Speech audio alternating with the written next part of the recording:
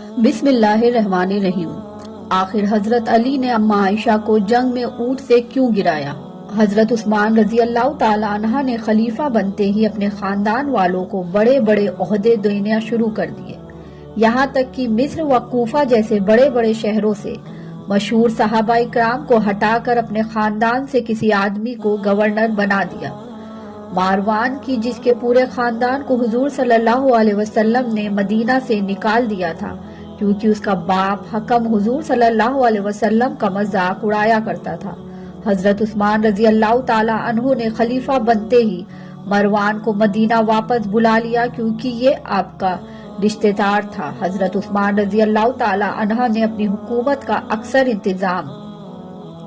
مروان کے ہی ہاتھوں میں دے رکھا تھا۔ خلیفہ بننے کے بعد حضرت عثمان رضی اللہ تعالی عنہ نے جن لوگوں کے ہاتھوں میں حکومت کے عہدے دیے تھے ان میں سے اکثر جوانی کے نشے میں چور رہتے، ان کو حکومت کرنے کی کوئی تمیز نہیں تھی، اس لیے ایک دن حضرت عثمان رضی اللہ تعالی عنہ کی طرف سے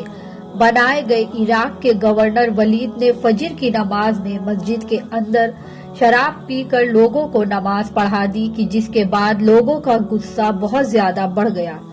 اور ایک صحابی روتے ہوئے مدینہ پہنچے تاکہ حضرت عثمان رضی اللہ تعالی عنہ سے اس کی شکایت کر سکے، لیکن مروان نے ان صحابی کو حضرت عثمان رضی اللہ تعالی عنہ سے ملنے نہ دیا۔ آخر مجبور ہو کر وہ صحابی حضرت عائشہ رضی اللہ تعالی عنہ کے پاس پہنچے اور روتے ہوئے تمام علاقوں کے حالات سنائے تو حضرت عائشہ رضی اللہ تعالی عنہ کانپ کر رہ گئی اور جلدی سے اپنے داماد حضرت عثمان رضی اللہ تعالی عنہ کو گھر بلا کر صحابہ کرام کے ایک بڑے مجمع کے سامنے انہیں سمجھایا اور پھر روتے ہوئے حضرت عائشہ رضی اللہ تعالی عنہ نے حضور صلی اللہ علیہ وسلم کی جوتیاں اپنے ہاتھ میں لی اور کہنے لگی کہ اے عثمان، ابھی حضور صلی اللہ علیہ وسلم کی جوتیاں پرانی نہیں ہوئی ہیں اور تم لوگوں نے اسلام کا نقشہ ہی بدل کر رکھ دیا۔ اس وقت حضرت عثمان رضی اللہ تعالی عنہ کو احساس ہوا کہ آخر ان کی پیٹھ پیچھے ان کے اپنے لوگ انہیں کیسے دھوکہ دے رہے ہیں، لیکن تب تک بہت دیر ہو چکی تھی اور مدینہ کے اندر 2000 سے زیادہ باغی لوگ داخل ہو چکے تھے جو کہ دن رات اسی کوشش میں رہتے کہ کسی طرح حضرت عثمان رضی اللہ تعالی عنہ کو شہید کر کے مسلمانوں کو آپس میں لڑا دیا جائے۔ آخر ایک دن حضرت عثمان رضی اللہ تعالی عنہ جب اپنے گھر میں بیٹھے قرآن پڑھ رہے تھے تو ان باغی لوگوں نے حضرت عثمان رضی اللہ تعالی عنہ کے گھر میں پھاند کر انہیں شہید کر دیا۔ حضرت عائشہ رضی اللہ تعالی عنہ ان دنوں مدینہ میں موجود نہیں تھی کیونکہ یہ حج کے دن تھے، تو حضرت عائشہ رضی اللہ تعالی عنہ حج کرنے کے ارادے سے مکہ گئی ہوئی تھی۔ جب وہ واپس لوٹ رہی تھی تو مقام شریف پر انہیں بتایا گیا کہ آپ کے داماد حضرت عثمان رضی اللہ تعالی عنہ کو شہید کر دیا گیا ہے۔ یہ خبر سنتے ہی حضرت عائشہ رضی اللہ تعالی عنہ بہت پریشان ہوئی اور کہا کہ ان ظالموں نے ایسی ہستی کو شہید کر دیا ہے کہ جن کا خون اللہ نے حرام کر رکھا ہے، اور پھر حضرت عائشہ رضی اللہ تعالی عنہ واپس مدینہ نہ آئیں بلکہ لوگوں میں عام اعلان کیا کہ میں ان باغیوں سے اپنے داماد حضرت عثمان رضی اللہ تعالی عنہ کا بدلہ لے کر رہوں گی۔ حضرت عائشہ رضی اللہ تعالی عنہ کے اس اعلان پر بڑے بڑے صحابہ کرام آپ کے ساتھ آ گئے کہ جن میں حضرت زبیر و حضرت طلحہ بھی شامل تھے۔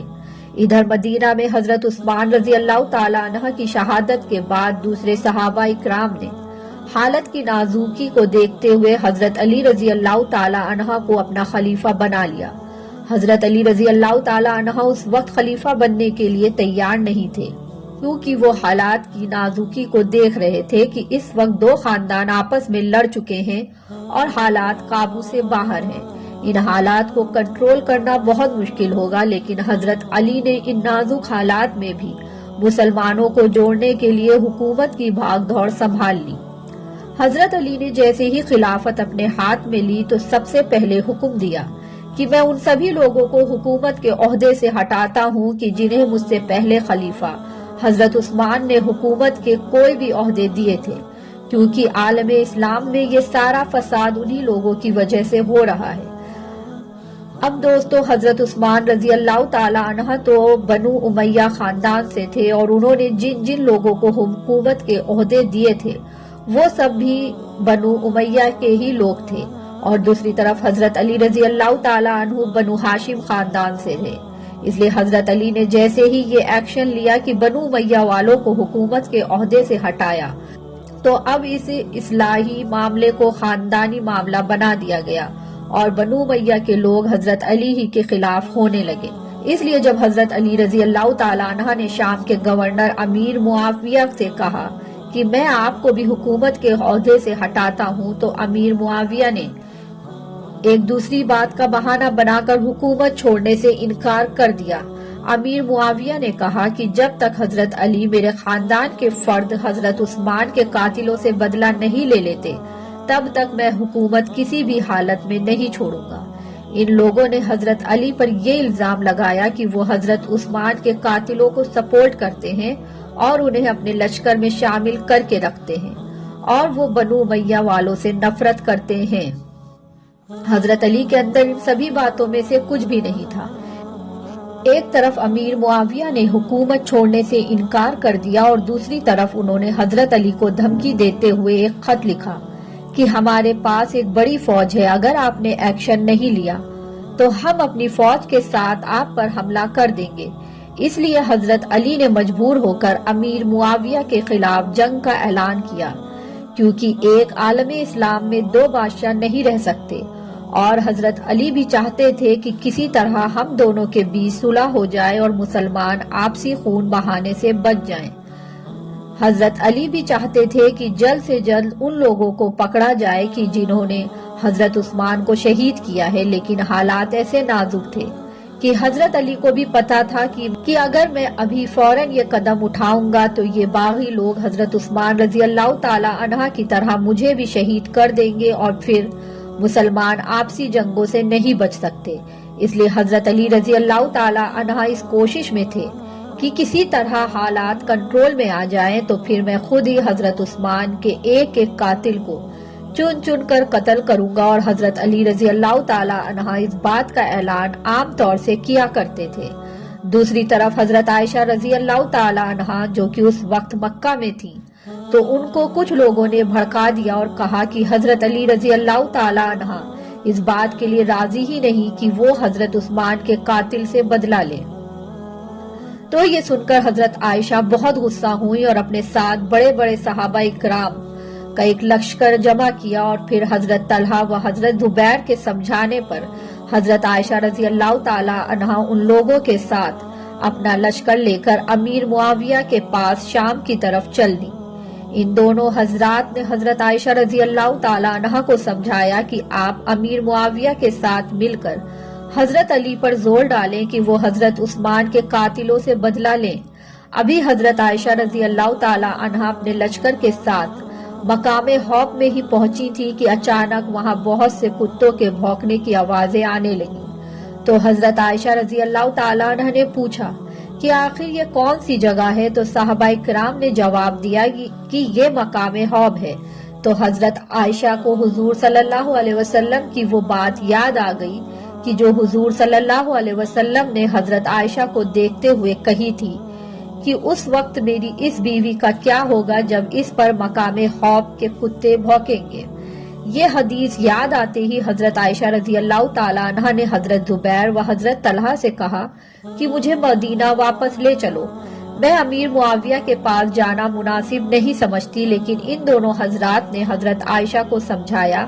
کہ آپ کے وہاں نہ جانے سے حضرت علی و امیر معاویہ کے بیچ ایک بڑی جنگ ہو سکتی ہے، اس لیے آپ یہاں ضرور چلیں تاکہ مسلمانوں کو آپسی جنگ سے بچایا جا سکے۔ ابھی حضرت عائشہ رضی اللہ تعالی عنہ تھوڑی ہی دور پہنچی تھی کہ ادھر سے حضرت علی اپنا لشکر لے کر آ گئے۔ حضرت علی رضی اللہ تعالی عنہ امیر معاویہ کے پاس جا رہے تھے تاکہ انہیں حکومت چھوڑنے پر مجبور کر سکیں، کیونکہ اس وقت کے اصل خلیفہ حضرت علی رضی اللہ تعالی عنہ ہی تھے، نہ کہ امیر معاویہ۔ جب حضرت علی و حضرت عائشہ کا لشکر ایک دوسرے کے سامنے آ گیا تو کچھ صحابہ اکرام نے آپس میں مل کر یہ فیصلہ کیا کہ حضرت علی و حضرت عائشہ سے ملاقات کرا دی جائے تاکہ وہ دونوں آپس میں مل کر صلح کر لیں۔ انہی حالات کو مد نظر رکھتے ہوئے حضرت علی نے اپنے لوگوں نے انہیں سمجھایا کہ آپ اما عائشہ سے چل کر بات کریں، اور اما عائشہ کو بھی حضرت طلحہ و حضرت زبیر بڑے بڑے صحابہ اکرام نے سمجھایا کہ اما جان آپ اپنے داماد حضرت علی سے بات کریں اور صلح کی کوئی صورت نکالے۔ تو اما عائشہ و حضرت علی دونوں حضرات تیار ہو گئے اور رات میں ہی آمنے سامنے بیٹھ کر دونوں حضرات نے باتیں کی۔ تو اما عائشہ نے کہا کہ اے علی، میرا مقصد صرف یہ ہے کہ آپ میرے داماد عثمان کے قاتلوں کو پکڑ کر ان سے بدلہ لیں۔ تو حضرت علی رضی اللہ تعالی عنہ نے اما عائشہ کو اس وقت کے تمام حالات سے باخبر کیا اور بتایا کہ اما جان، ملک میں ایسے ایسے حالات چل رہے ہیں، باغی لوگ میرے لشکر میں بھی شامل ہو کر ہر وقت اس کوشش میں رہتے ہیں کہ کسی طرح مسلمان آپسی جنگیں لڑ کر ختم ہو جائیں، اور مجھ سے پہلے حضرت عثمان رضی اللہ تعالی عنہ کے وقت میں بنو امیہ کے لوگوں کی وجہ سے حالات بہت بگڑ چکے ہیں۔ اس لیے اما جان، آپ ہمیں تھوڑی سی مہلت دیں، جیسے ہی حالات میرے کنٹرول میں آئیں گے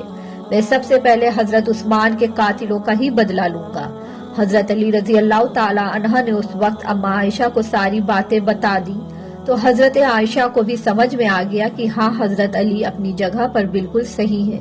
کیونکہ اگر اس وقت وہ بھی کوئی قدم اٹھائیں گے تو جیسے میرے ایک داماد حضرت عثمان کو شہید کر دیا گیا، ایسے ہی میرے دوسرے داماد حضرت علی کو بھی شہید کر دیا جائے گا۔ اس لیے اما عائشہ نے حضرت علی کو مہلت دے دی اور کہا کہ جیسے ہی حالات قابو میں آئے تو تم سب سے پہلے عثمان کے قاتلوں سے بدلہ لینا۔ دوستو، اس رات اما عائشہ و حضرت علی کے بیچ صلح ہو گئی اور جنگ کے حالات رفع دفع ہو گئے، لیکن جب بغاوت کرنے والے لوگوں نے دیکھا کہ اگر یہ صلح قائم رہی تو پھر ہم لوگوں کی خیر نہیں، کیونکہ ہم ہی لوگوں نے حضرت عثمان کو شہید کیا ہے۔ اس صلح کے رہتے ہوئے کچھ دنوں کے بعد جیسے ہی حالات کنٹرول میں آئیں گے تو سب سے پہلے حضرت علی ہم دونوں کو پکڑ کر قتل کر دیں گے۔ اس لیے ان باغی لوگوں نے سازش کر کے آپس میں یہ فیصلہ کیا کہ آج ہی رات ہم میں سے آدھے لوگ حضرت علی کے لشکر میں جا کر شامل ہو جائیں گے اور آدھے حضرت عائشہ کے لشکر میں، اور پھر رات ہی میں ایک دوسرے پر حملہ کر کے یہ مشہور کر دیں گے کہ ان دونوں کے لشکروں نے ہی آپس میں بغاوت کی ہے۔ اب رات کا آخری پہر تھا، اچانک تلواریں چلنے لگی۔ حضرت عائشہ کے لشکر والوں کو آ کر انہیں بتایا کہ حضرت علی نے بغاوت کی ہے اور ان کے آدمیوں نے اپنے لشکر پر حملہ کر دیا ہے، اور ادھر حضرت علی کو جا کر بتایا کہ اما عائشہ کے لشکر والوں نے آپ کے ساتھ بغاوت کی ہے اور انہوں نے آپ کے آدمیوں پہ حملہ کر دیا ہے۔ اس طرح رات میں ایسی خون کی ہولی کھیلی گئی کہ صبح ہوتے ہوتے 10,000 سے زیادہ صحابہ کرام شہید ہو چکے تھے۔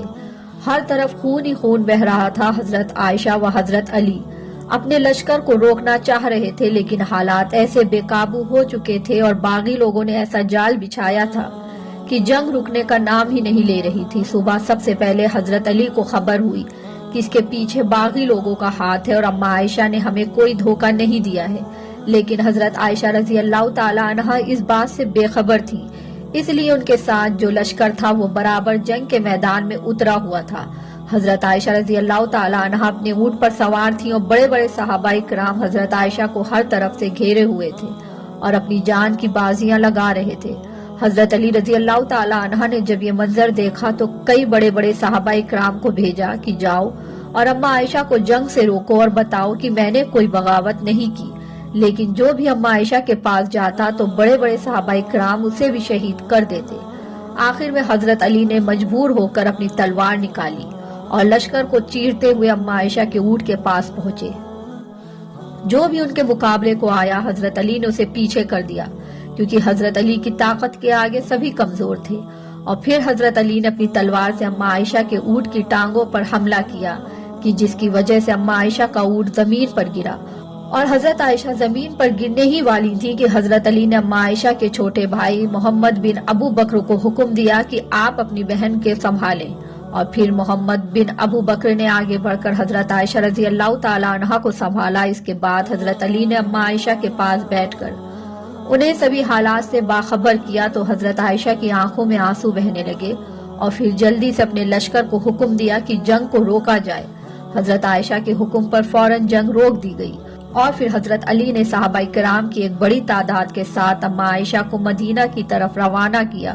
اور فرمایا کہ اماں جان آپ سکون سے مدینہ میں رہ کر عبادت کریں۔ اور پھر حضرت علی نے اپنے بڑے بیٹے حضرت حسن کو کہا کہ جاؤ اور اماں عائشہ کو مدینہ چھوڑ کر آؤ۔ اس کے بعد حضرت عائشہ رضی اللہ تعالیٰ عنہا کو ساری زندگی اپنے اس کیے پر حد سے زیادہ افسوس ہوتا رہا، یہاں تک کہ وہ اپنی اس بات کو سوچ سوچ کر اکثر رویا کرتی تھیں۔